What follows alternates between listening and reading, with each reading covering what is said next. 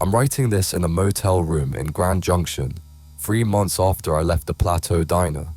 My hands still shake when the temperature drops.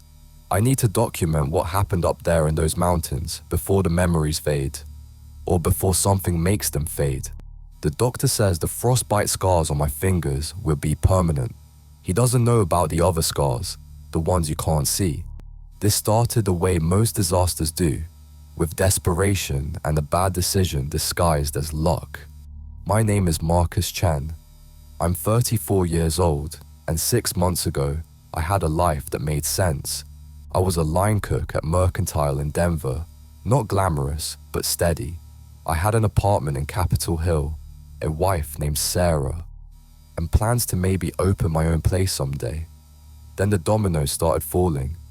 Sarah left me for a real estate developer in February. I found out she'd been draining our joint account for 8 months, $11,000 gone. The divorce was finalized in April. I lost the apartment in May.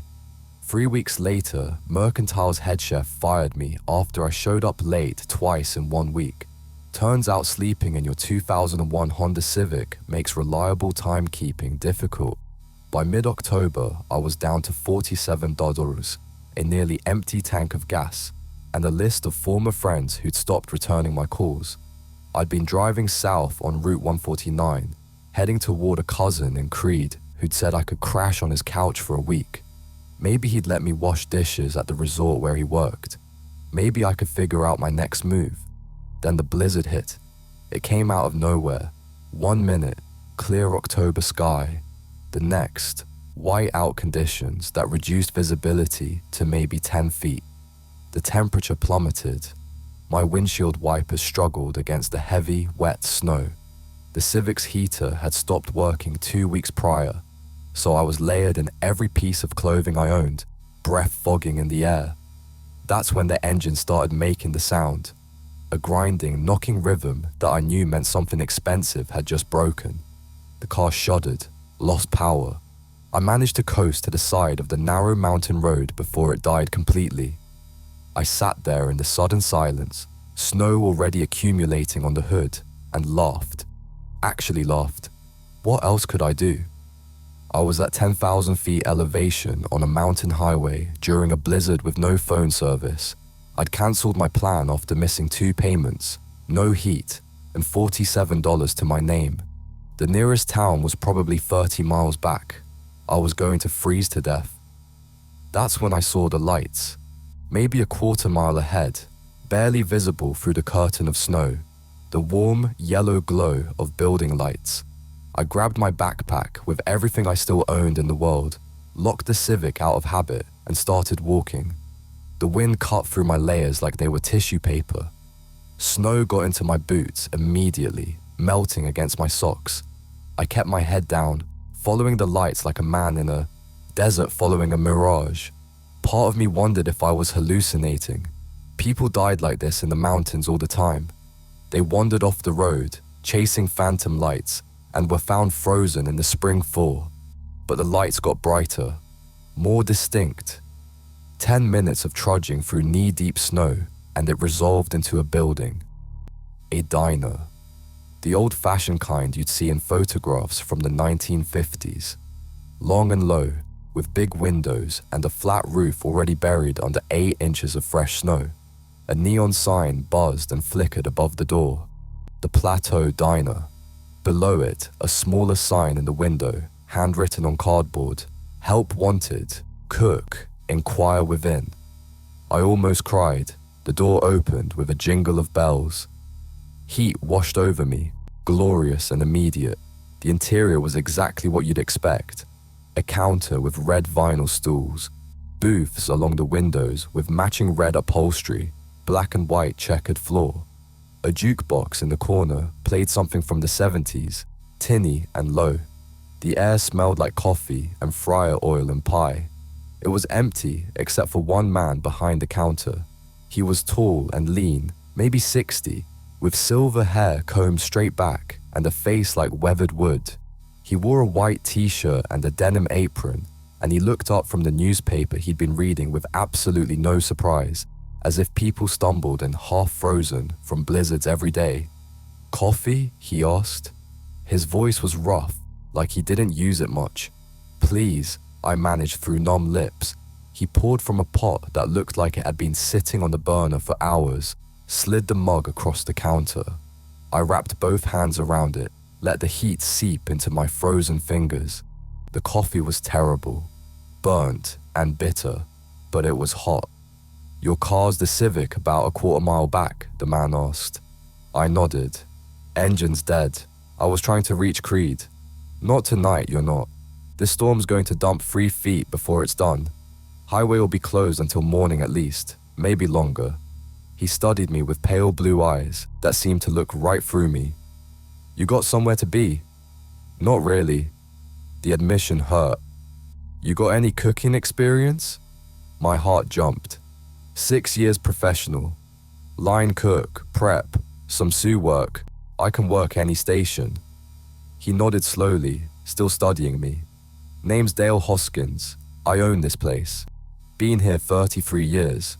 He gestured to the help wanted sign in the window. My last cook left 2 weeks ago. Didn't give notice, just walked out mid-shift and never came back. Left his paycheck and everything. A small alarm bell rang in the back of my mind, but I ignored it. I'm Marcus Chen. I'm a good cook, reliable, and I need work. Reliable? Dale said it like he was tasting the word. That's what I need. Someone who can follow instructions. Someone who won't ask too many questions. He paused. Someone desperate enough to take a job in the middle of nowhere. The bluntness should have offended me. Instead, I appreciated it. That's me, I said. Dale refilled my coffee without asking. Pay is $40 an hour, cash. You work 5 nights a week, 10 p.m. to 6 a.m. Room and board included. There's an apartment upstairs, fully furnished. You keep it clean, it's yours. I did the math automatically. $40 an hour, 8 hours a night, 5 nights a week. $1,600 a week. $6,400 a month for cooking in a mountain diner. The number was absurd. That's very generous, I said carefully.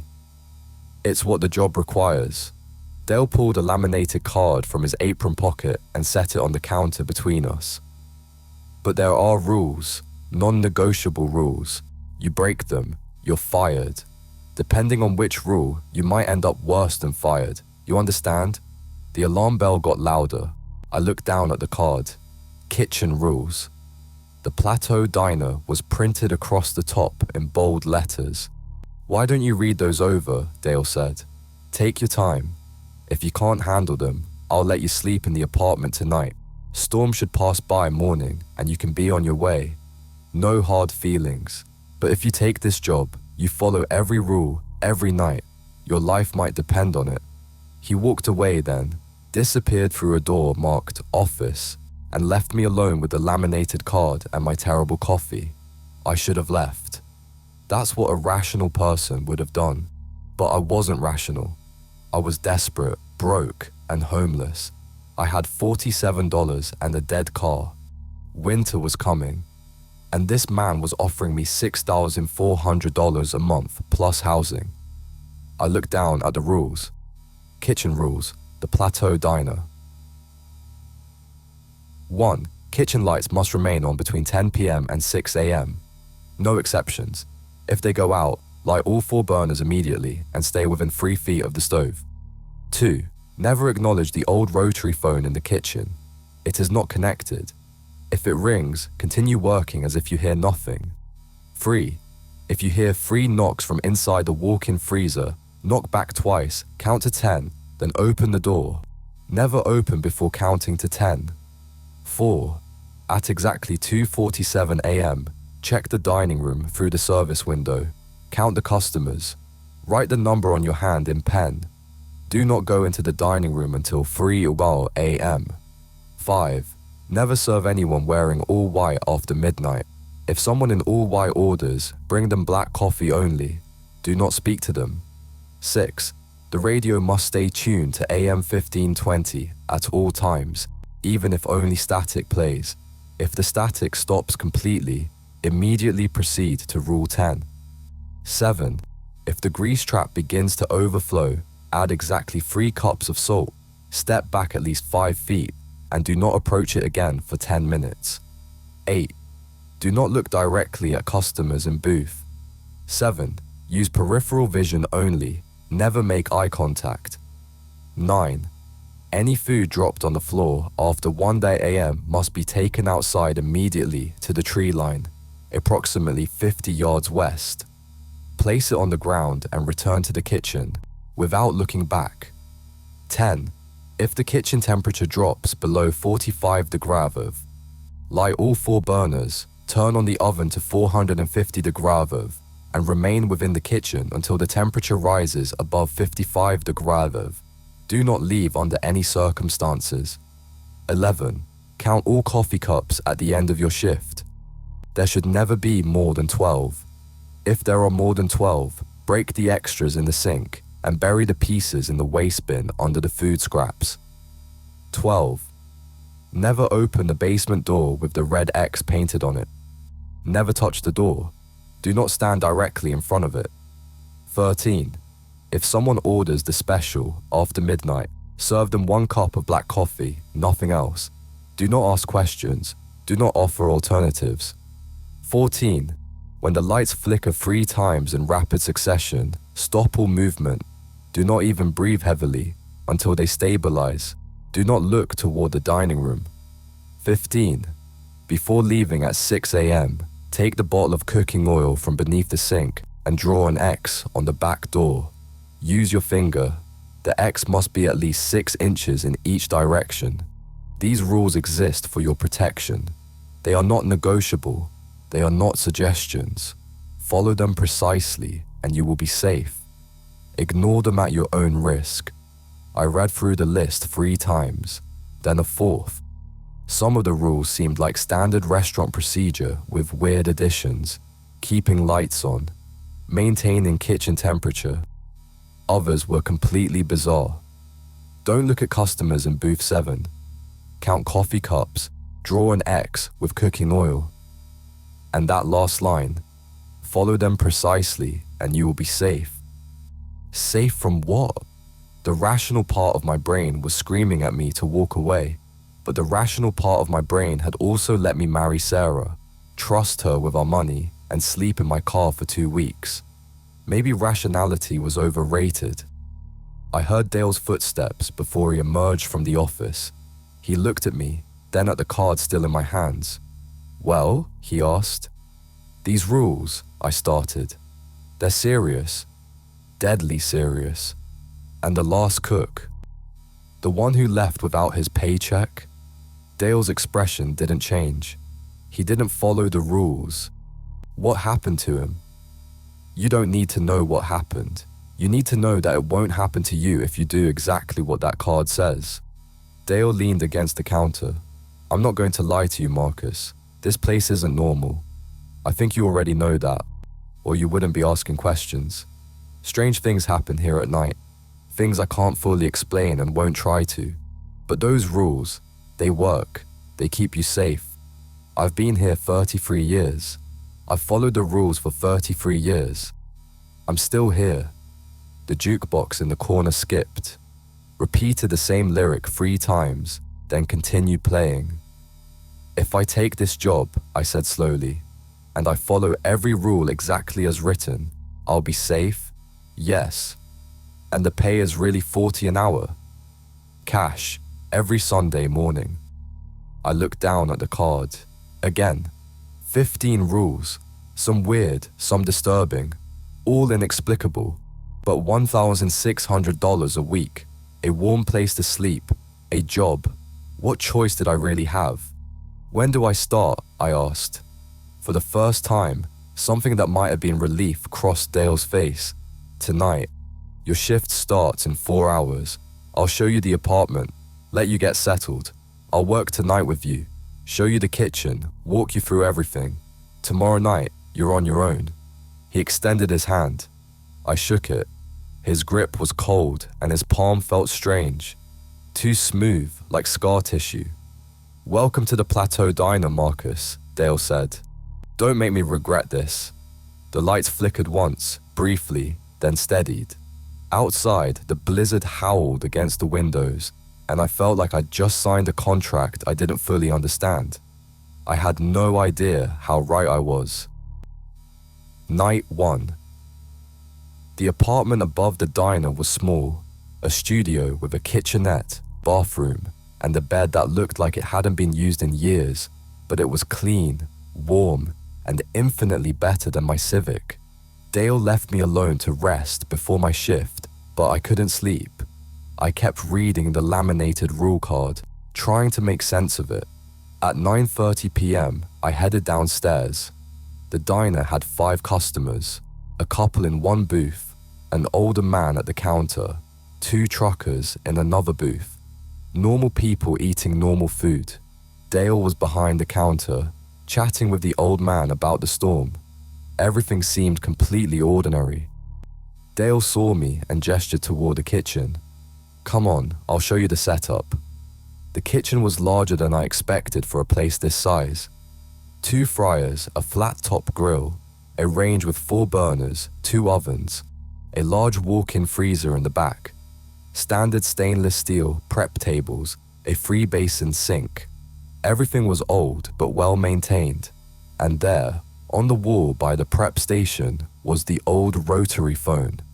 It was avocado green, the kind from the 1960s, mounted on the wall. The cord dangled down but wasn't plugged into anything. Dust covered the handset. "Rule number 2, Dale said, catching my gaze. "Don't acknowledge it. Don't touch it. If it rings, and it will, ignore it completely. Act like you don't hear it." "But it's not connected," I said. "No, it's not." Dale moved to the radio on the shelf above the prep station. A beat-up transistor radio from the 80s. He turned it on, adjusted the dial to AM 1520. Static poured out, low and constant. "This stays on. Don't change the station. Don't turn it off." He walked me through the kitchen, showing me where everything was stored. The prep routine, the limited menu, mostly breakfast food, burgers, sandwiches, standard diner fare. Every few minutes, he'd reference one of the rules. The walk-in freezer. You'll need to stock from it a few times a night. Meat's in there, frozen vegetables, ice cream. If you hear 3 knocks from inside, remember, knock twice, count to 10, then open. Clear. "Clear," I said, though nothing about it was clear. "Grease traps here." He pointed to the floor drain beneath the fryers. "It's old, tends to back up. You'll know if it's overflowing. It'll start to smell bad and you'll see grease bubbling up. 3 cups of salt from the container under the sink. Dump it in, step back. Don't ask me why it works. It just does." We continued the tour. He showed me the back door, heavy steel with 3 deadbolts, where I'd need to draw the X each morning. The basement door with the red X painted on it was in the back hallway, near the restrooms. I made a point to stay at least 3 feet away from it. "Why is that door marked?" I asked. "Because you should never open it," Dale said flatly. "There's nothing down there you need." "What is down there?" Dale looked at me with those pale, penetrating eyes. "Marcus, you seem like a smart guy. Smart guys know when to stop asking questions. This is one of those times." At 9:55 p.m., Dale flipped the sign on the front door from open to open 24 hours. The last customers paid and left. The couple, the old man, the truckers, they all settled their bills and headed out into the storm, which had lessened to gentle snowfall. By 10:02 p.m., the diner was empty except for Dale and me. "All right," Dale said, moving toward the door. "Your shift officially started 2 minutes ago. I'll be here tonight, but I'll mostly stay out of your way. You need to learn the routine. First thing, lights." He gestured to the light panel by the kitchen entrance. Every switch was flipped up. Every overhead light, every hood light, even the small light above the radio. The kitchen was bright as an operating room. "These stay on until 6 a.m., Dale said. "If they go out, power failure, blown fuse, anything, you follow rule 1. Light all 4 burners, stay close to the stove. Warmth and light, remember that. Warmth and light." "Safe from what?" I asked. Dale didn't answer. He just looked at the clock, 10:04 p.m., and said, "You should start your prep. Check the ticket rail, even though there won't be orders yet. Keep yourself busy. Time moves differently here at night." He wasn't wrong. The first hour was quiet. Too quiet. I prepped vegetables I didn't need to prep, organized the walk-in, cleaned already clean surfaces. The radio static hissed and crackled. At one point, I thought I heard voices in the static, but when I focused on it, there was nothing. At 11:17 p.m., the bells above the diner's front door jingled.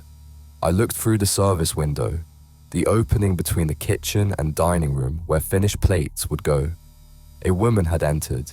She was maybe 40, wearing a heavy winter coat and scarf, snow dusting her shoulders. She took a seat at the counter.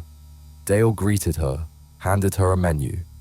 Normal, completely normal. A minute later, a ticket printed, burger, medium, fries. I cooked it. Dale served it. The woman ate, paid, left. At 11:43 p.m., 2 more customers, then 1 at midnight, then a family of 3 at 12:30 a.m. All normal. All regular people ordering regular food. I started to relax.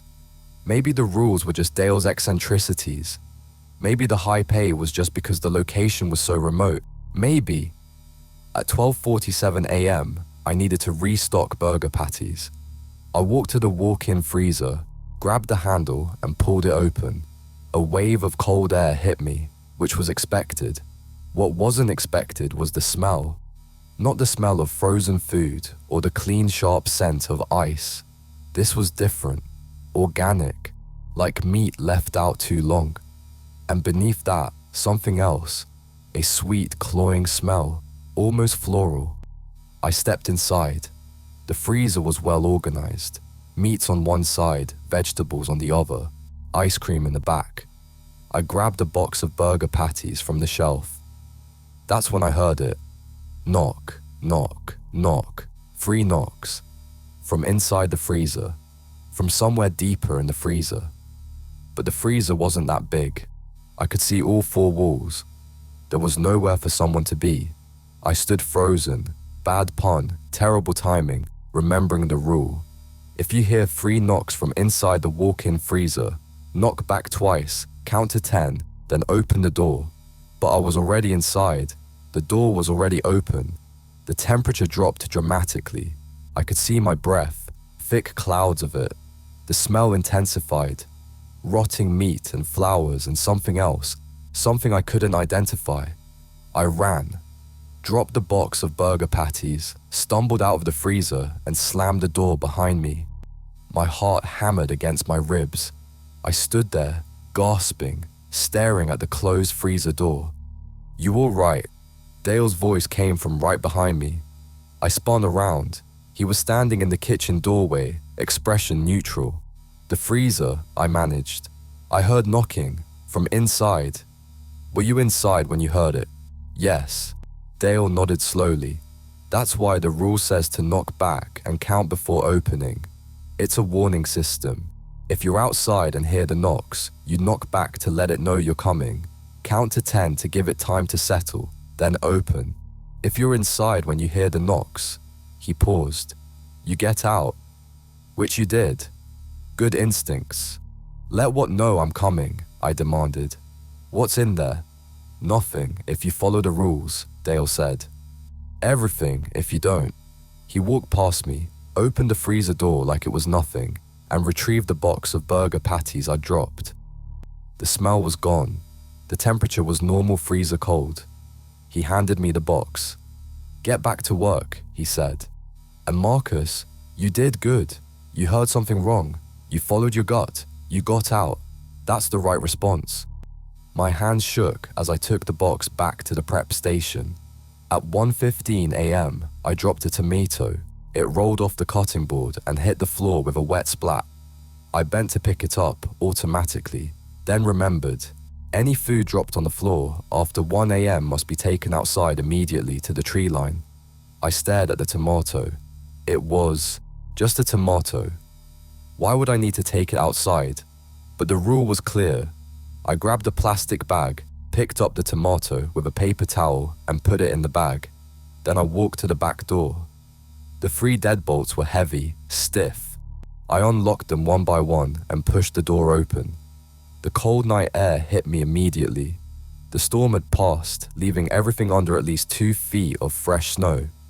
The sky was clear, stars brilliant and sharp. My breath fogged. I could see the tree line Dale had mentioned. About 50 yards west, a dark wall of pine trees, their branches heavy with snow. I trudged through the snow, my boots crunching with each step. The bag with the tomato felt absurdly light. This was ridiculous. Walking 50 yards in the snow to dispose of a single tomato. But $40 an hour, I reminded myself. Wowzers gain $600 a week.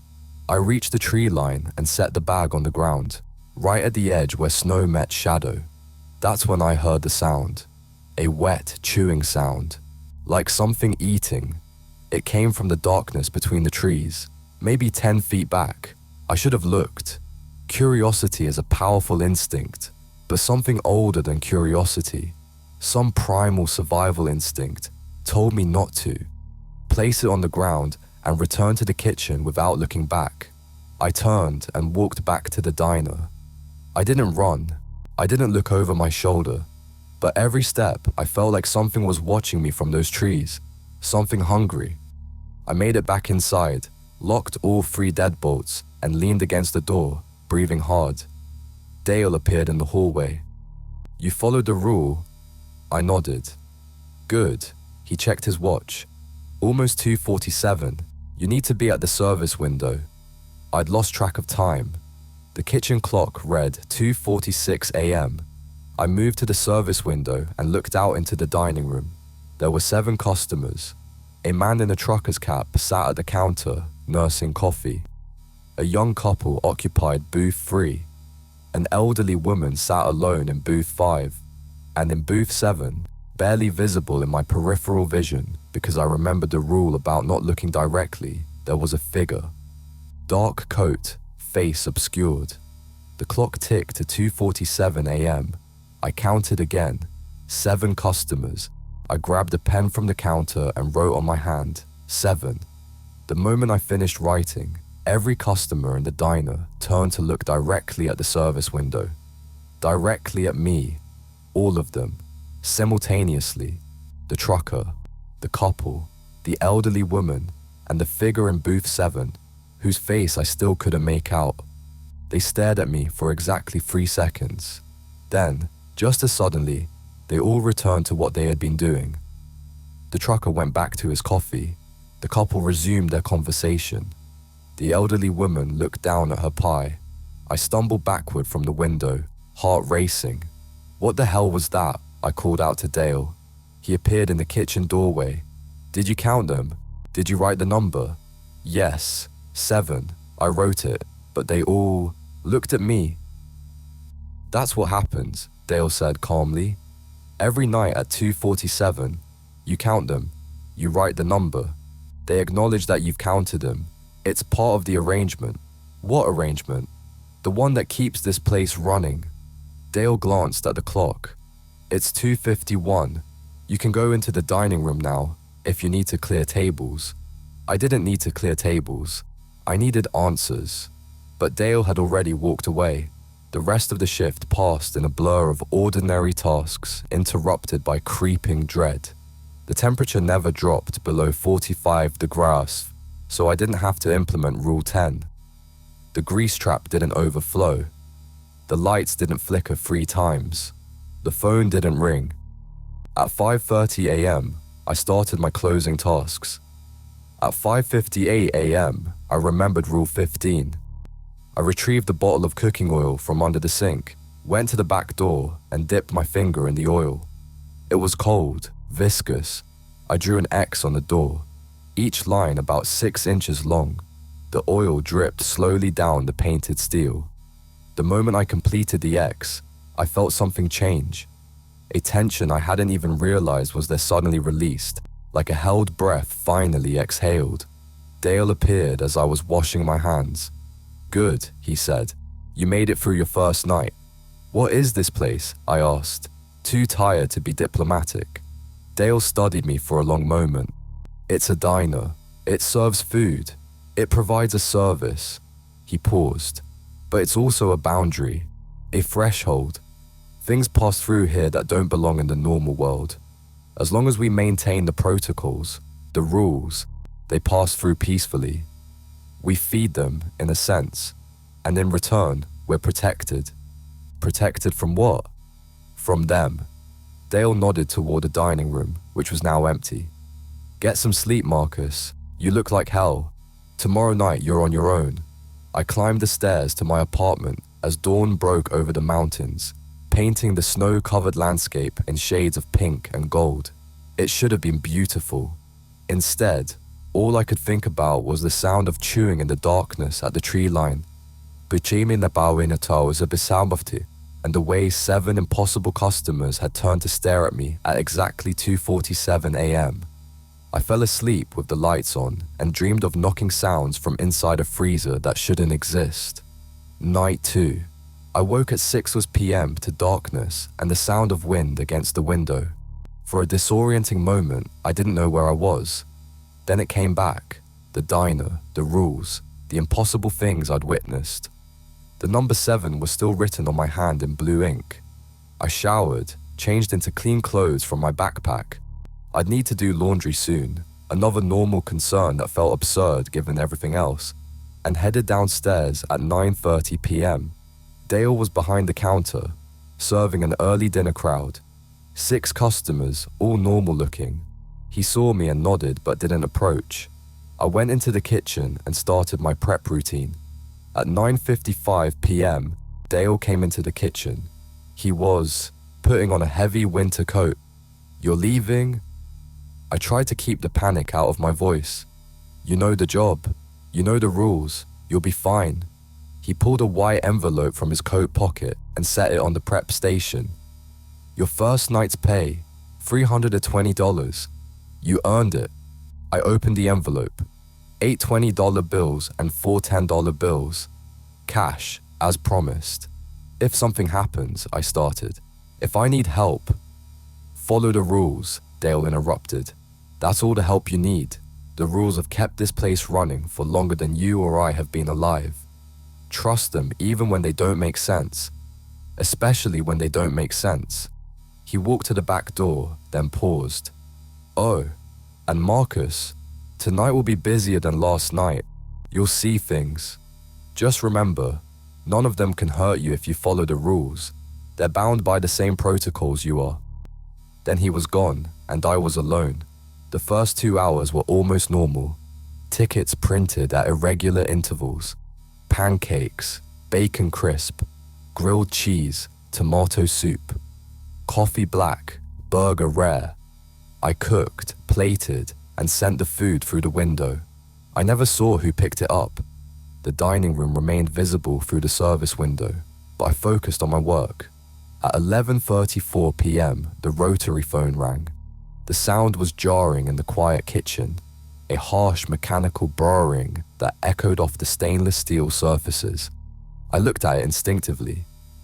The avocado green handset rattled on its cradle, the disconnected cord swaying. Never acknowledge the old rotary phone in the kitchen. If it rings, continue working as if you hear nothing. I turned back to the flat-top grill, scraped at some residue that didn't exist. The phone rang again, and again. 7 rings total, each one seeming louder than the last. Then silence. I realized I'd been holding my breath. I exhaled slowly and forced my hands to stay steady. A ticket printed, the special. I checked the clock, 11:37 p.m. After midnight. Rule 13. If someone orders the special after midnight, serve them 1 cup of black coffee, nothing else. I poured a cup of black coffee from the pot I'd brewed at the start of my shift. It had been sitting for over an hour, thick and bitter. I put the cup on a small plate and set it in the service window. Through the window, I could see who'd ordered it. A man sat at the counter. He wore a suit that looked like it was from the 1940s, pinstripe with wide lapels. His hair was slicked back with pomade. He sat perfectly still, hands folded on the counter in front of him. I watched as the coffee cup slid across the counter toward him. Not pushed. There was no waitress, no one else in sight. It just slid, smooth and steady, until it stopped directly in front of the man. He picked it up with both hands, brought it to his lips, and drank. He didn't sip. He drank the entire cup in one long swallow, steam still rising from the surface. Then he set the cup down, stood, and walked toward the door. His movements were wrong, somehow, too fluid, like he was gliding rather than walking. The bells above the door didn't jingle when he left. The empty cup sat on the counter. I stared at it for a long moment, then remembered my work. I had 3 more tickets to fill. I forced myself to focus. At 12:23 a.m., I heard the 3 knocks. I was at the prep station, slicing onions. The sound was unmistakable. 3 distinct knocks coming from the walk-in freezer. Knock back twice, count to 10, then open the door. I walked to the freezer, heart hammering, and knocked on the door twice with my knuckles. The sound was solid, real. Then I counted. 1, 2, 3. From inside the freezer, I heard something moving. Not footsteps exactly. Something being dragged. 4, 5, 6. A smell began to seep from around the freezer door seal. That same smell from last night. Rot and flowers. 7, 8, 9. Silence. Complete silence. Even the radio static seemed to fade. 10. I pulled the door open. The freezer was normal. Shelves of frozen food, frost on the walls, cold air spilling out. Nothing wrong. Nothing there. Except there was a piece of paper on the floor, right at the threshold. It was old, yellowed, the edges brittle. I picked it up, written in pencil, in shaky handwriting. They feed on heat. Warmth and light keep you safe. If the cold comes, stay by the fire. Margaret, 1987. I stared at the note. Margaret. Who was Margaret? Dale had said he'd been here 33 years, since 1990, if my math was right. Margaret had written this in 1987, before Dale. I folded the note carefully and put it in my pocket. When I looked back into the freezer, I saw something else. Scratched into the frost on the back wall, barely visible. Count them. Always count them. The temperature in the freezer was dropping. I could feel it. A cold that went beyond normal freezer cold. The kind of cold that seeped into your bones. I backed out and shut the door quickly. The rest of the hour passed in tense routine. At 1:43 a.m., I dropped a lettuce leaf. Without hesitation, I bagged it and took it to the tree line. This time, I heard the chewing sound before I even reached the trees. Wet, eager sounds in the darkness. I placed the bag and walked back without looking, my spine rigid with the certainty that something was watching me. At 2:47 a.m., I positioned myself at the service window and counted. 9 customers this time. A family in booth 2. Mother, father, 2 children. A lone man in booth 4.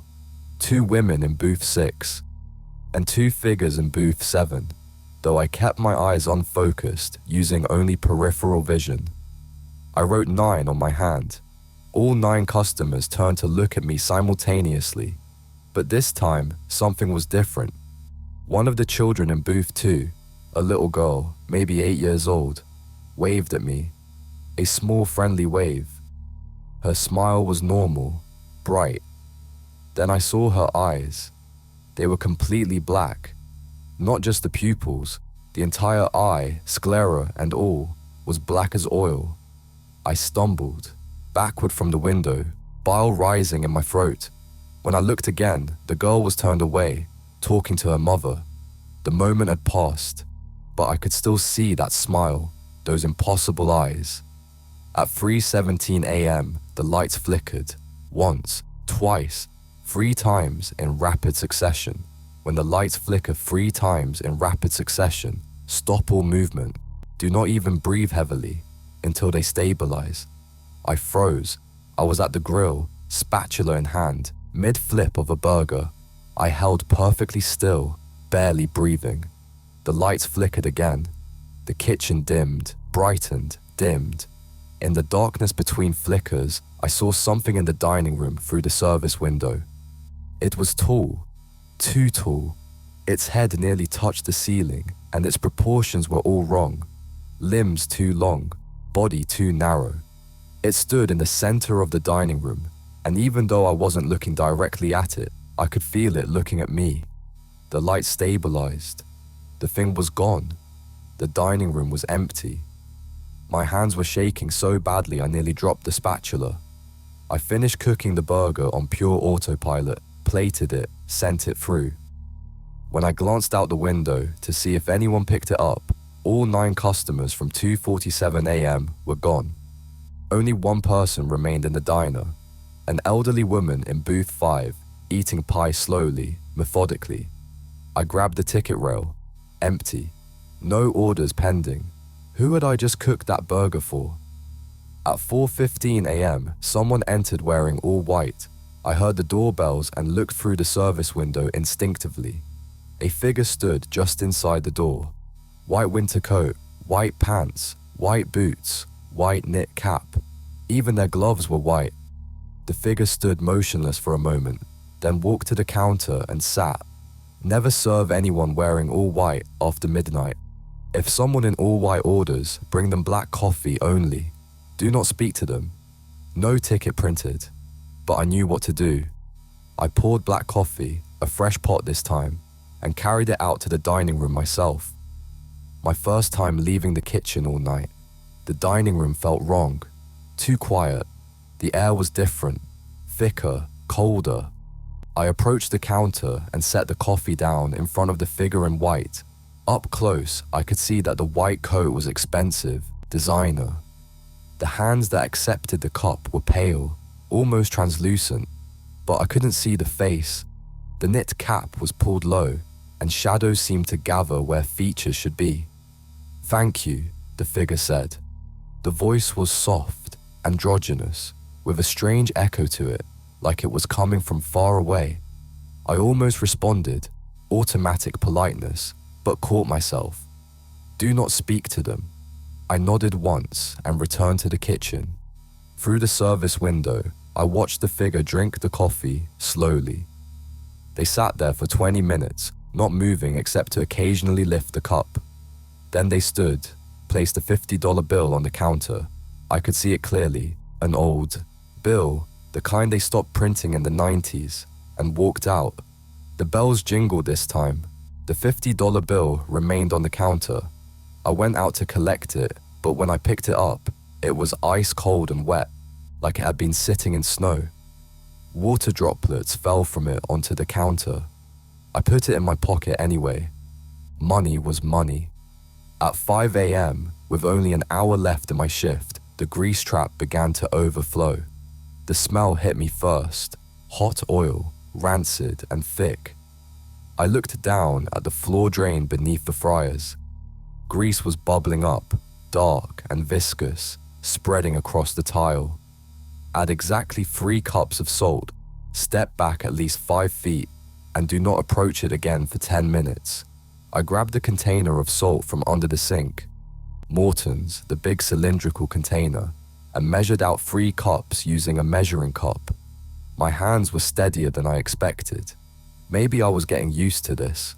I poured the salt into the bubbling grease. The reaction was immediate and violent. The grease hissed and spit like it was alive.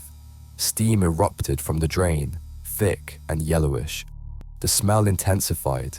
Not just rancid oil now, but something else. Sulfur, burning meat, decay.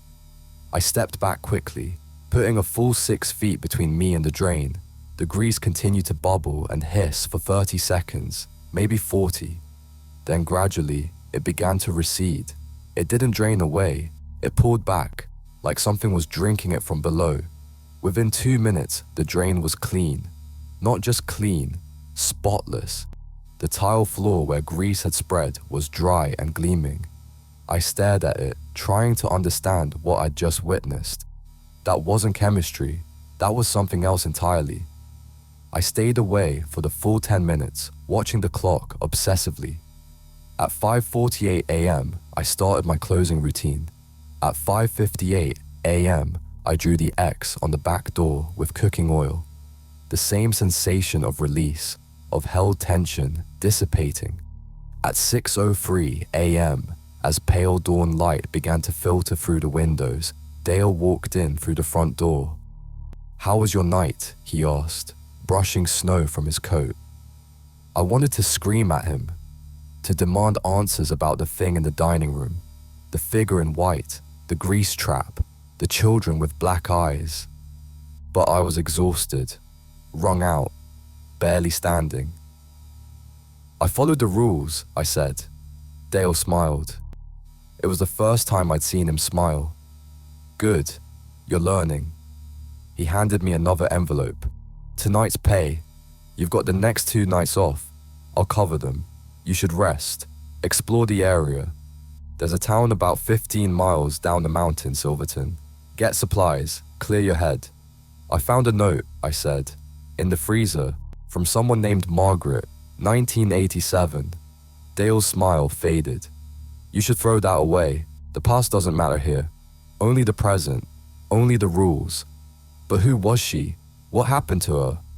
"Marcus." Dale's voice was firm. "You're a good cook. You follow instructions. Don't ruin that by asking questions that won't help you. Margaret followed the rules until she didn't. That's all you need to know." He walked past me into the kitchen, effectively ending the conversation. I climbed the stairs to my apartment, sat on the bed, and pulled out the note. Margaret's shaky handwriting. 1987, 36 years ago. They feed on heat.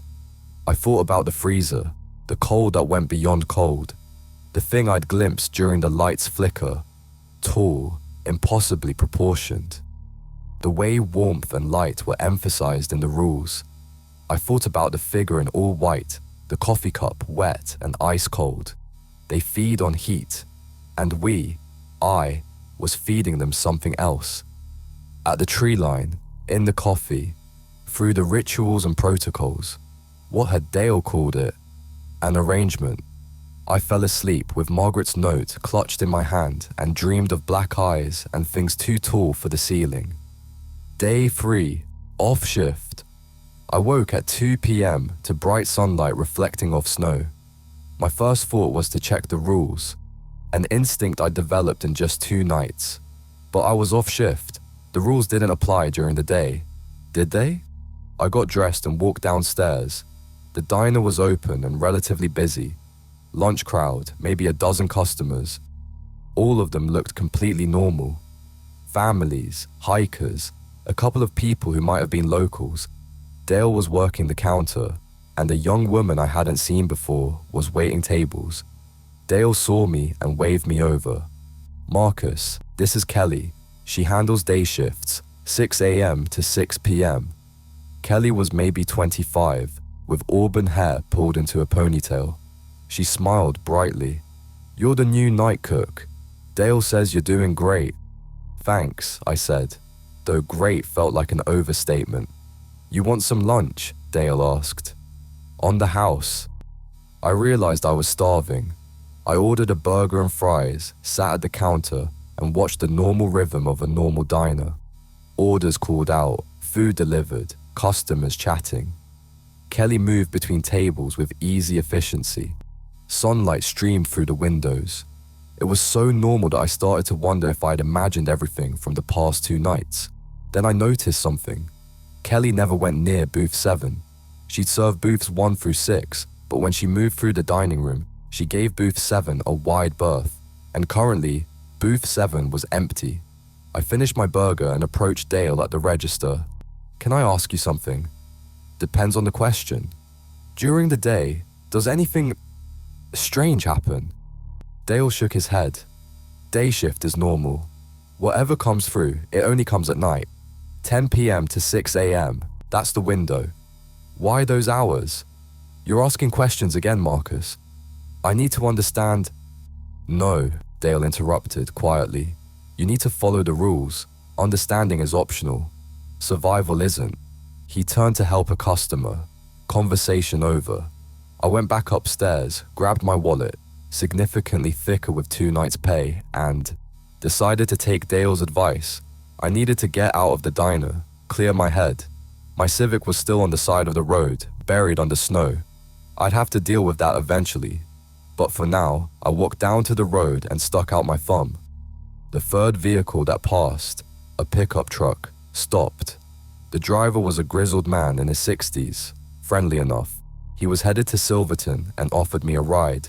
"You working at the Plateau Diner?" he asked, noticing where he'd picked me up. "Yeah, night shift." The man was quiet for a moment. Then, "How long you been there?" "Just started. 2 nights." He nodded slowly, eyes on the snowy road. "Word of advice, friend. Don't stay longer than you have to. That place, it's not right." "What do you mean?" "I've lived in these mountains 40 years. The Plateau Diner's been there the whole time. Owners change, staff changes, but the place stays the same. And people who work night shift, they either leave quick or they don't leave at all." He glanced at me. "You seem like a decent guy. Get your money and get out." We drove in silence for a while. Then I asked, "Do you know what happened to the last cook? The one before me?" "Nope. But I know what happened to the one before that. Kid named Travis, maybe 22. Worked there for 6 months. Seemed fine, then one day he just vanished. Sheriff found his car at the diner, all his stuff still in the apartment upstairs. But no Travis, never found him." My stomach tightened. When was this? 2 years ago, maybe 3. He pulled up to a stoplight in Silverton, a small mountain town, picturesque and snow-covered. "This is my turn. You need a ride back. I'll be at the hardware store for about 2 hours if you want to wait." "Thanks," I said, climbing out. "I appreciate the ride. And the warning. Don't thank me. Just take it seriously." He drove off, and I was alone in Silverton.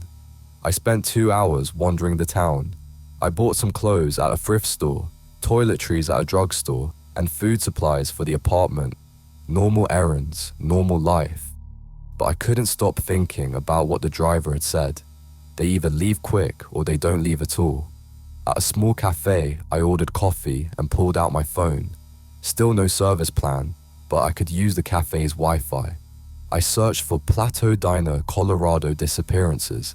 Nothing specific about the diner, but I found several articles about missing persons in this area of the San Juan Mountains, 3 in the last decade.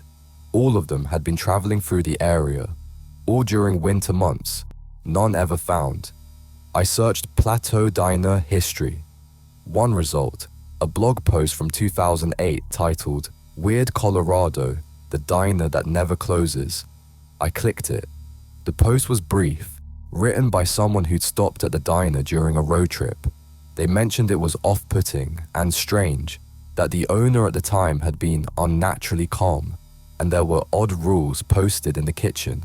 The blogger had left after 1 cup of coffee, feeling deeply uncomfortable. The comment section had 2 responses, one from 2009. "I worked there for 3 weeks in the 90s. Quit after I saw something in the freezer. Don't go back." One from 2011. "My uncle disappeared near there in 1985. They never found him. Just his truck on the side of the road." 1985, 2 years before Margaret had written her note in the freezer. I searched San Juan Mountains folklore supernatural. Pages of results. The mountains had a rich history of strange stories, ghost towns, mining disasters, Native American legends about spirits in the high peaks. One article mentioned threshold places where the barrier between worlds was thin. High mountain passes, certain lakes, old battlegrounds, threshold places. Dale had called the diner a boundary, a threshold. I read for another hour, falling down a rabbit hole of folklore and disappearances and strange phenomena. Finally, I checked the time, 4:30 p.m. If I wanted that ride back, I needed to head to the hardware store. The drive back was quiet. The driver didn't mention the diner again, and I didn't bring it up. He dropped me off just as the sun was setting behind the peaks, painting the snow gold and red. I stood outside the Plateau Diner, looking at it with new eyes. The building seemed ordinary, just a diner, aging and weathered but well maintained. But as twilight deepened and the neon sign flickered on, something about it changed. The shadows were darker. The windows reflected the dying light strangely. A threshold. I went inside. The day shift was winding down. Just a few customers lingering over coffee. Kelly was wiping down tables. Dale stood behind the register, counting receipts. He looked up as I entered. "Get what you needed?" "Yeah." I held up my bags. "Supplies?" "Good. You've got tomorrow night off too. Then you're back on Friday. Should be a busy night. First weekend of November. Lots of travelers heading through before the serious snow hits." I nodded and headed upstairs. In my apartment, I unpacked my supplies and tried to settle in, but I couldn't shake the feeling that I was missing something. Some piece of the puzzle that would make everything make sense. I pulled out Margaret's note again and read it for the 20th time. "They feed on heat. Warmth and light keep you safe. If the cold comes, stay by the fire." And the message scratched in the freezer frost: "Count them. Always count them." The counting rule, Rule 4. At 2:47 a.m., count the customers and write the number on my hand. Why? What was the significance? I thought about the 9 customers from last night, how they'd all turned to look at me simultaneously after I'd written the number, like acknowledgement, like registration. What if counting them was a way to track them, to keep inventory? And what were we feeding them at the tree line? Food scraps, yes, but more than that. The heat from freshly dropped food. The warmth, they feed on heat. I lay, back on the bed and stared at the ceiling. I had 2 more nights off to think about this. 2 more nights to decide if $1,600 a week was worth whatever was really happening at the Plateau Diner. The problem was, I already knew the answer. I didn't have anywhere else to go. Night 3, Friday night, my 3rd solo shift. I spent the day reading through everything I'd found online, taking notes, trying to piece together a coherent picture. But coherence required logic, and nothing about the Plateau Diner was logical. At 9:45 p.m., I went downstairs. Kelly was finishing her shift, and Dale was behind the counter as usual during the transition. 3 customers sat in the dining room, all normal, all eating normal food. "Busy day?" I asked Kelly as she tied her apron strings. "Pretty steady. Couple of tour buses stopped through." She smiled, but I noticed the smile didn't quite reach her eyes. "Hey Marcus, be careful tonight, okay?" "Why tonight specifically?" She glanced at Dale, who was pointedly not looking at us, then lowered her voice. "First Friday of the month, it's always more active." Before I could ask what she meant, Dale called out, "Kelly, you're off the clock. Get going before the road gets worse." She grabbed her coat and left quickly, the bells jingling behind her. I looked at Dale. "More active? You'll see." He pulled on his own coat. "You know the rules. Follow them exactly. Don't improvise. Don't try to be clever. Just do what the rules say." "That's not ominous at all." Dale paused at the door. "Marcus, I'm going to tell you something I don't tell most people who work here. You're doing well. Better than most. You have good instincts. Trust them tonight." Then he was gone. I stood alone in the kitchen at 9:58 p.m., apron tied, prep station organized, all lights blazing. The radio hissed with static on AM 1520. The rotary phone hung silent on the wall.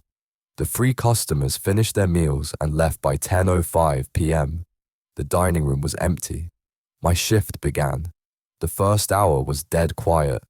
No customers, no tickets, nothing. I prepped ingredients I'd already prepped, reorganized the walk-in, cleaned surfaces that didn't need cleaning. The silence was oppressive. Even the radio static seemed muted. At 11:17 p.m., the same time as my first customer on night 1, The doorbells jingled. A man entered, late 40s, wearing a hiking jacket and boots. He took a seat at the counter and picked up a menu, completely normal.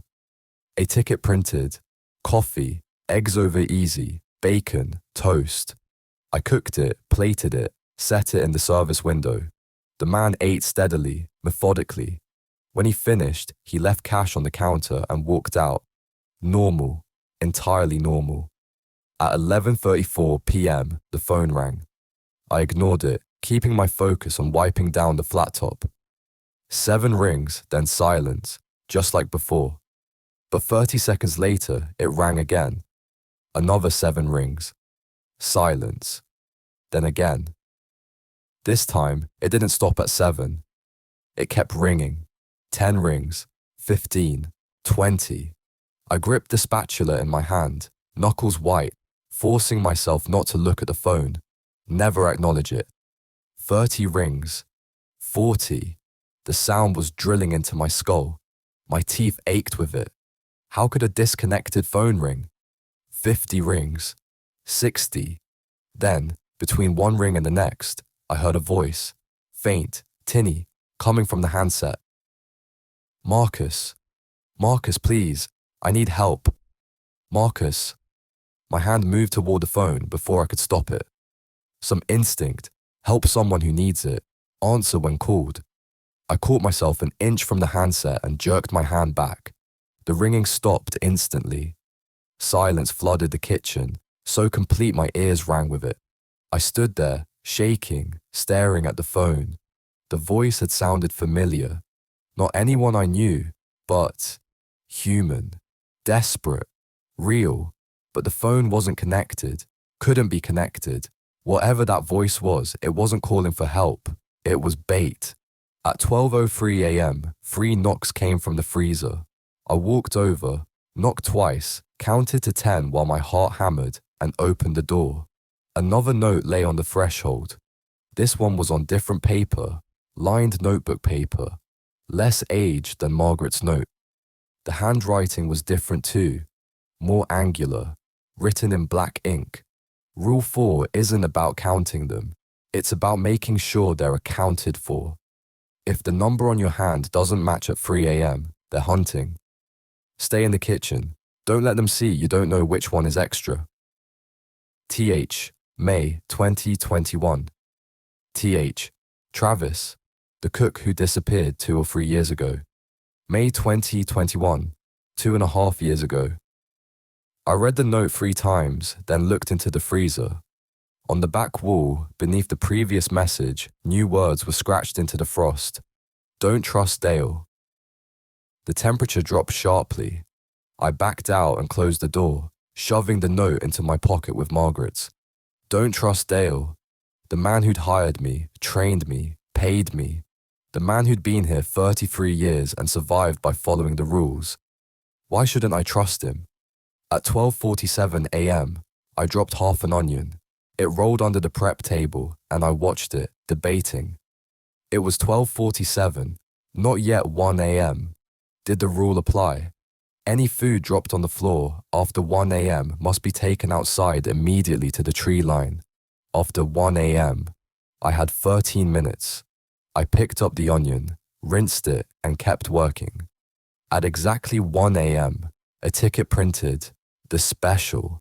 I poured black coffee and took it to the service window. A woman sat at the counter.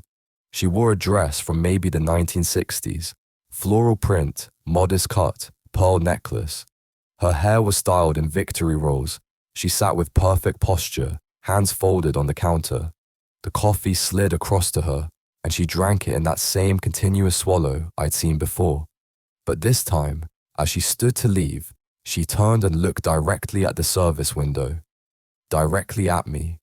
Her eyes were empty sockets, dark, endless voids where eyes should be. She smiled, a beautiful, terrible smile, and walked out. I gripped the window frame to keep from collapsing. At 1:23 a.m., I dropped a piece of raw bacon. No debate this time. I bagged it and headed for the back door. The night was colder than before. The the sky impossibly clear and filled with more stars than should be visible. The snow crunched under my boots as I walked toward the tree line. Halfway there, I heard footsteps behind me. I stopped. The footsteps stopped. Place it on the ground and return to the kitchen without looking back. I started walking again. The footsteps resumed, matching my pace exactly. I reached the tree line and set down the bag. The chewing sound started immediately. Wet, eager, multiple sources. More than one thing in those trees. I turned and walked back. The footsteps behind me continued, but they were no longer matching my pace. They were getting closer. I didn't run. Running would be acknowledgement. But I walked fast, each step deliberate, forcing myself not to look over my shoulder. The footsteps got closer. I could hear breathing now, ragged, wet breathing. 20 yards from the diner. 15. The breathing was right behind me, so close I could feel cold air on the back of my neck. 10 yards. Something touched my shoulder. Just a brush, light as a feather, but ice cold even through my coat. I reached the door, yanked it open, stumbled inside, and slammed it shut. I threw all 3 deadbolts and leaned against the door, gasping. For 5 seconds, nothing happened. Then something hit the door from outside. Hard. The steel shuddered with the impact. Another hit, and another. I backed away from the door, watching the deadbolts. They held. After the 5th hit, silence. I stood in the hallway for a full minute, listening. Nothing. The back door was solid, undamaged. If I hadn't felt those impacts rattle through the steel, I'd think I'd imagined it. At 2:47 a.m., I counted the customers. 14. I wrote 14 on my hand in pen. They all turned to look at me simultaneously, but this time, one of them didn't turn away. Booth 7. I'd been carefully not looking directly at it, using only peripheral vision. 2 figures sat there, but one of them stood and walked toward the kitchen. I backed away from the service window. The figure pushed through the swinging door into the kitchen. It was tall, at least 7 feet. It wore what might have been a coat, but the proportions were wrong, hanging strangely on a frame that didn't match human anatomy. Its face was in shadow despite the bright kitchen lights. Marcus Chen, it said. The voice was layered, multiple tones at once, like a chord rather than a note. I couldn't speak. Fear had locked my throat. You count us, you feed us, you maintain the threshold. It moved closer, and I saw that it didn't walk. It glided, feet not quite touching the floor. You wonder why? This wasn't in the rules. Nothing about a customer entering the kitchen. Nothing about... Dale hasn't told you. It continued. About the bargain. About your bloodline. My bloodline. I found my voice, barely. Chen. Not your father's name, your mother's maiden name. Chen. Your grandmother worked here in 1962. Your great-grandfather in 1934. Always a Chen. Always cooking. Always counting. The figure tilted its head at an angle no human neck could achieve. Dale needs you. Without a Chen to cook, to count, to feed us, the threshold collapses. And if it collapses, what? We hunt. The figure leaned closer, and I caught a glimpse under the shadow where its face should be. Just teeth, rows and rows of them, in a mouth too wide. The arrangement keeps us contained, keeps us passing through rather than staying, keeps us fed with scraps and warmth and acknowledgement. But if the threshold fails, we hunt, all of us. Through these mountains, these towns, we hunt until we're satisfied. Why are you telling me this? Because Travis didn't know. He thought he could leave. He broke the rules intentionally, tried to destroy the threshold. He's in the freezer now, part of the foundation, part of the bargain. The thing that wasn't human straightened. You're smarter than Travis. You ask questions, you find notes, you want to understand. So understand this. You can leave when Dale finds another Chen.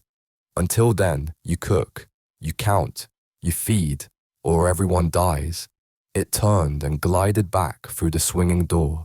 I stood frozen, trying to process what I'd just heard.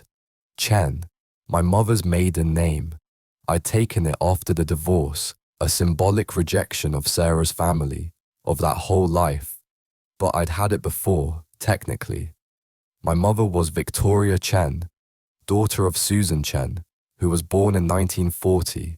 That would make her old enough to work here in 1962. Had my grandmother worked at the Plateau Diner? I pulled out my phone, still no service, but the camera worked. I took photos of both notes, of the rules card, of the kitchen, evidence, documentation. At 3 a.m., I checked the dining room through the service window. 14 customers. The same number I'd counted. All of them eating, drinking coffee, looking normal except they weren't normal at all. At 3:47 a.m., someone entered wearing all white, but this time there were 3 of them. 3 figures in pure white winter clothing, moving in perfect synchronization. They sat at 3 separate booths, 2, 4, and 6, and all of them turned to face the kitchen simultaneously. I poured 3 cups of black coffee and brought them out one at a time. Each figure took their cup with those translucent, almost invisible hands. None of them spoke, but the third one, the one in booth 6, reached into a white coat pocket and pulled out a photograph. It placed the photo on the table and slid it toward me. I looked at it. A black and white photograph, aged and creased. It showed the Plateau Diner, but younger. The sign newly painted, the building pristine. In front of the diner stood a group of people. A tall man in an apron, a woman in a waitress uniform, and a young Asian woman in cook's whites, maybe 20 years old. Written on the back in faded ink, Dale, Martha, Susan Chen, 1962, Susan Chen. My grandmother. She'd worked here. The thing in booth 7 had told the truth. I looked up at the figure in white, but it was already standing, already moving toward the door. All 3 figures left in unison, bells jingling once. The photograph remained on the table. I took it back to the kitchen and stared at it under the bright lights. My grandmother, young and smiling, standing outside the same diner 61 years ago. Dale looked exactly the same as he did now. Same weathered face, same build, same eyes. Exactly the same. 33 years, Dale had said he'd been here, but this photo was from 61 years ago. At 4:17 a.m., the lights flickered 3 times. I froze, barely breathing. In the darkness between flickers, I saw them, all of them. The dining room was full, every booth, every counter stool, standing room only. Dozens of figures, all facing the kitchen, all watching me. The light stabilized. The dining room was empty. At 5:02 a.m., the temperature dropped. I felt it immediately, a cold that wasn't from the ventilation or the winter night outside. This was wrong cold, the kind Margaret had warned about. I checked the thermometer on the wall, 43 degrees Celsius and falling. If the kitchen temperature drops below 45 degrees Celsius, light all 4 burners, turn on the oven to 450 degrees Celsius, and remain within the kitchen until the temperature rises above 55 degrees Celsius. I lit all 4 burners on the range, blue flames hissing to life. I turned on the oven, set it to 450 degrees Celsius. Then I stood between the stove and the oven, feeling the heat on my back and sides. The temperature continued to drop. 40 degrees Celsius, 35 degrees Celsius. My breath fogged in the air. Frost began to form on the stainless steel surfaces. 30 degrees Celsius. I could see ice crystallizing on the windows. The heat from the burners and oven felt like a small island of warmth in an ocean of cold. 25 degrees Celsius. The walk-in freezer door shuddered.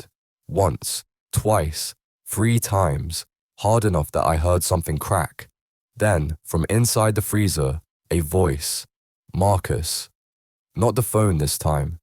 A real voice, muffled by the freezer door, but clear enough. Marcus, please. It's so cold. Let me out. I gripped the edge of the prep table and didn't move. Marcus, I'm trapped. I've been trapped so long. Please, just open the door. The voice was young, male, desperate. Travis. Please, Marcus. Don't let them keep me here. Don't let Dale. The temperature began to rise. 27 degrees. 30 degrees. 35 degrees. The voice cut off mid-sentence. 40 degrees. 45 degrees. I stayed by the stove for another 5 minutes, watching the thermometer climb. At 55 degrees, I finally stepped away from the heat.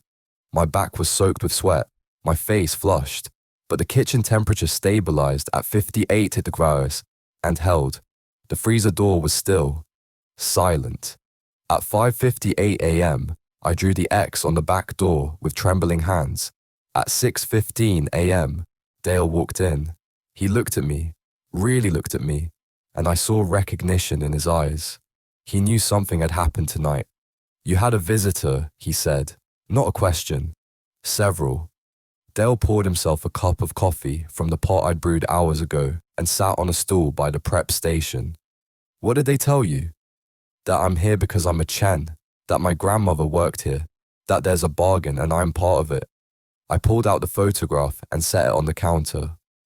This is you, in 1962. You look exactly the same. Dale looked at the photo for a long time. When he spoke, his voice was quiet. I was 32 in that photo. I'm 93 now. The plateau doesn't age the way normal places do. Time moves differently here. For them, for the threshold, and for anyone who tends it long enough. You've been here 61 years. Yes. And my grandmother. Susan worked here for 8 months. Sweet girl. Good cook. Then she got pregnant, moved to Denver, started a family. I thought the bloodline was broken, that I'd have to find another way to maintain the threshold. He sipped his coffee. But bloodlines remember. Your mother was born with the connection, even if she never came here. And you inherited it. That's why you found us, Marcus. That's why your car broke down exactly here. The plateau calls its own. I can't leave, I said. That thing told me, until you find another Chen. There are no other Chens. Susan had one daughter, your mother. Your mother had one child, you. The line is thin. Dale met my eyes. But you can leave if you choose. Free will exists. You can walk out right now. I'll give you 2 weeks' pay and wish you well. And the threshold collapses. Eventually, might take a month, might take a year. But yes, without a Chen to cook and count and feed, the arrangement weakens. And when it fails, he didn't finish. They hunt. They hunt. I thought about the towns I'd seen. Silverton, Creed, Durango, further south. Thousands of people living normal lives, completely unaware that their safety depended on bizarre rituals performed in a mountain diner. Why me? I asked. Why does it have to be a Chen? Because your great-great-grandfather made the original bargain in 1923. He was a prospector, found something in these mountains he shouldn't have found. A place where the barrier between worlds was thin. Things came through. People died. He made a deal to contain them, feed them, acknowledge them, count them, and they'd stay contained. But the deal was bound in blood. His blood. Chen blood. Dale stood, set down his coffee cup. Every generation, at least one Chen has to tend the threshold. Your grandmother did her time. Now it's yours. And if I refuse, then you carry the weight of what happens next. I won't judge you for it, Marcus. This isn't a fair burden, but it's the burden you were born with. He walked out, leaving me alone in the kitchen with the morning light streaming through the windows and the weight of generations pressing down on me. I looked at the photograph again. My grandmother, young and smiling, unaware that 61 years later, her grandson would stand in the same kitchen, facing the same impossible choice. I went upstairs and slept fitfully, dreaming of cold and frost and voices calling my name from inside frozen darkness. Night 4. I didn't work Saturday night. Dale took the shift, giving me another night to process, as he put it. I spent it researching my family history online using the cafe's Wi-Fi in Silverton. I found records. Susan Chen, born 1942 in San Francisco, moved to Colorado in 1961, married Robert Miller in 1963. One daughter, Victoria, born 1964, my mother. The timeline matched. My grandmother would have been 20 in 1962, exactly the age she looked in the photograph. I found her obituary. She died in 2003, cancer. The obituary mentioned she'd worked various jobs in her youth, including at a mountain diner in Colorado. No details. My mother had never mentioned it. But then, my mother and I hadn't spoken in 4 years, not since she'd sided with Sarah during the divorce. I tried calling her anyway. No answer. I left a voicemail. "Mom, it's Marcus. I need to ask you about Grandma Susan, about a diner she worked at in 1962. Call me back." Then I remembered I had no phone service and gave her the cafe's number instead. She didn't call back. Sunday evening, I returned to the diner. My shift started at 10 p.m. Dale was waiting in the kitchen. "Tomorrow night is important," he said, without preamble. November 6th, anniversary of the original bargain. They'll all come through, every one of them. And they'll test you. Test me how? They'll try to make you break the rules. They'll speak to you, touch you, offer you things. They're bound by the arrangement, but on the anniversary, the boundaries are thinner. They can push harder. He handed me a small leather pouch. "Keep this in your pocket. Salt and iron filings mixed with ash from the stove. It won't hurt them, but it reminds them of the bargain. If one of them gets too close, throw a handful." I opened the pouch. Grey-black powder, gritty against my fingers. What happens if I fail the test? The bargain weakens, not breaks. That takes deliberate action, but weakens. Enough violations, enough failures, and eventually it crumbles. Dale's expression was grave. Travis failed his test. He panicked, broke multiple rules in one night. The threshold started collapsing. He ran into the freezer to hide. And the freezer is part of the foundation, the coldest point, where the barrier is thinnest. He went in there during a violation event, and the cold took him. He's part of the threshold now, frozen in the foundation, still conscious as far as I can tell, but trapped. I felt sick. You're saying he's still alive in there? Alive isn't the right word. Preserved, aware.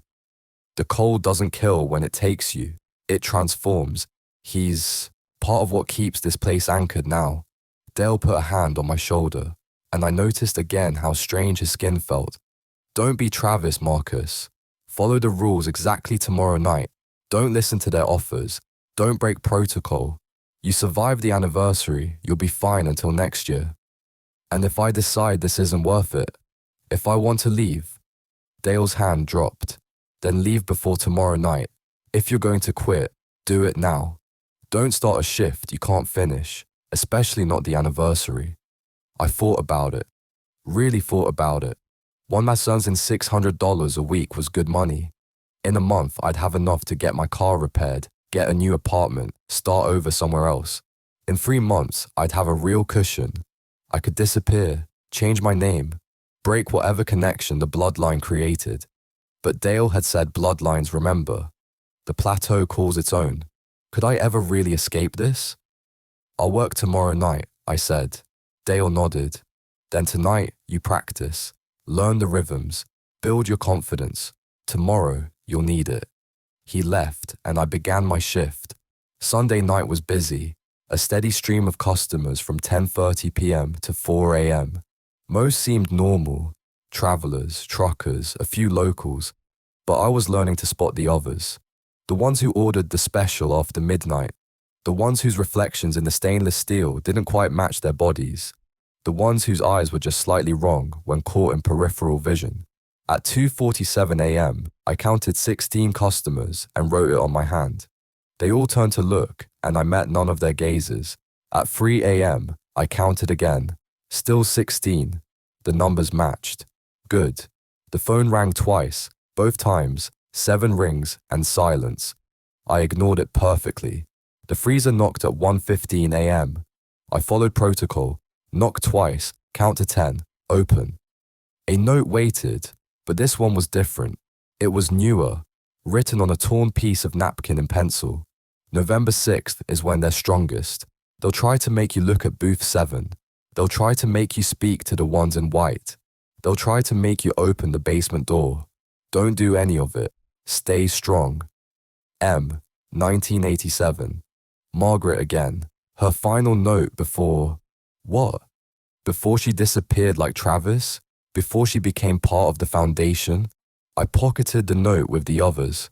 At 4:47 a.m., I had to take food scraps to the tree line. A dropped plate of eggs that had slid off the counter. The walk was easier this time, though I still heard the chewing sounds, still felt eyes watching from the darkness between the pines. The shift ended without major incident. I drew my X, collected my pay from Dale. He'd left an envelope on the prep station, and went upstairs. I laid out all 3 notes on the bed and read them in chronological order. Margaret, 1987. Warning about the cold, about heat and light. Travis, May 2021. Warning that the counting was about accountability, about tracking them, and the scratched message, don't trust Dale. Margaret again. Warning about November 6th, about the specific things they tried to make me do. 3 people who'd worked here before me. 3 people who'd learned the truth and tried to warn whoever came next. What had happened to Margaret? Dale had mentioned Travis's fate, but he'd been vague about Margaret. I tried to sleep but couldn't. My mind raced with questions. At 3 p.m., I gave up and went downstairs. Kelly was working the day shift, the diner half full with afternoon customers. I sat at the counter and ordered coffee. Big night tonight, Kelly said quietly as she poured. You know about the anniversary? She nodded. I've worked here 3 years. I only do day shifts, but I know. Every November 6th, the night shift cook either quits the next day or... She trailed off. Or what? Or they change. They get quiet, distant, like part of them stayed in that kitchen. She leaned closer. The cook before Travis, a woman named Sophia, she worked here for 2 years. After her first November 6th, she was never the same. Stopped talking to anyone, stopped leaving the diner at all. Just cooked and slept and cooked and slept. Eventually, she walked out into a blizzard one night and never came back. They found her body in spring, frozen near the tree line. I wrapped my hands around a warm coffee mug. Why do you stay? Day shift is safe, and the pay is good. I've got a kid to support. His father's useless. This job lets me make 3 times what I'd make anywhere else. She glanced toward the kitchen. But I'd never work nights, never. At 9 p.m., I went upstairs to change. At 9:45 p.m., I came back down. Dale was behind the counter, looking more serious than I'd ever seen him. You have the salt and iron? He asked. I patted my pocket. Right here. Remember, don't look directly at booth 7. Don't speak to the ones in white. Don't touch the basement door. Don't answer the phone, no matter what you hear. Follow every rule exactly. They'll push, but the rules are binding. As long as you follow protocol, you're protected. What are they, Dale? Really? He was quiet for a long moment. Hungry things from the spaces between. When your great-great-grandfather opened that passage in 1923, he created a permanent weak point. These things need to feed.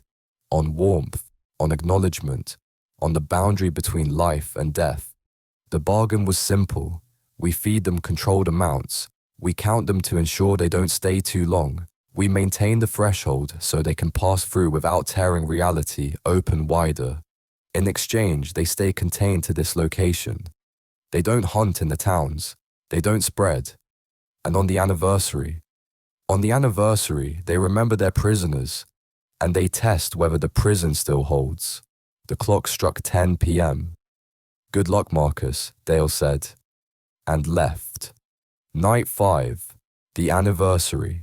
The first hour was dead silent. No customers, no tickets, nothing. The silence was worse than the activity. I kept glancing at the clock, watching minutes tick by with agonizing slowness. The radio static seemed louder, almost rhythmic. The kitchen lights seemed brighter, throwing harsh shadows. At 11:06 p.m., the temperature dropped 5 degrees in 30 seconds. Not enough to trigger Rule 10, but noticeable. At 11:17 p.m., the doorbells jingled. I looked through the service window. Every booth was full. Every counter seat was occupied.